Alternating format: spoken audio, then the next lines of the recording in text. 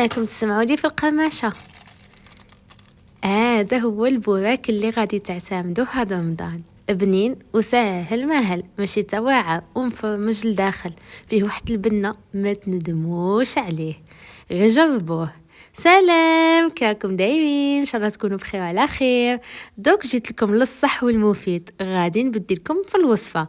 تجيبوا قلايه مقلاة وديو فيها شويه تاع الزيت والبصله، تخليوها شويه تقلى، تزيدوا عليها كفته تاع الدجاج، قليو شويه، من بعد زيدوا فلفل الكحل والملح والمعدنوس والثوم بودره، قليوه مليح حتى طيب وتحمر. في نفس المقلاة كي تقلعوا الكفته ديروا مغرف تاع زبده ومغرف تاع فرينه، قليوهم شويه مع بعض وخلطوهم، ومن بعد ضيفوا لهم الحليب، فلفل الكحل والقرفه، عاود تخلطوا 3 تاع لي بورسيون تاع فرماج هذوك تاع مثلثات، خليوه يذوب غايه، وشوفوا لاصوص بيشاميل اللي تحصلوا عليها خاطر الله الله مفرمجه.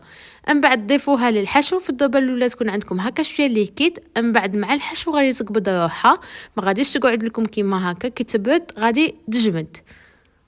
والبنه اللي تجي مغايه فهاديك النسيمه تاع القرفه اللي تزيدوها.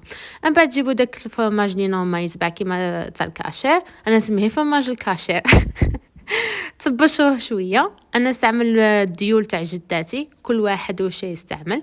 من بعد ديروا شويه من الحشو، تزيدوا داك الفرماج وكور كور كور كور، دويوه كما بغيتو، ومن بعد قليوه في الزيت كيما قليت هنا. النار تكون شويه مجهده باش ما يسفلكمش الزيت. وهذه هي بوراك سهل ماهل وبنته عالميه. جربوه ما تندموش.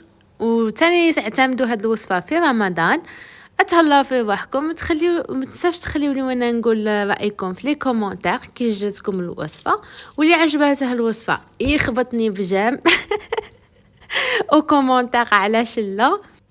ونتلاقاو ان شاء الله في ساعه الخير مع وصفه جديده. تهلاو في روحكم، في الامان.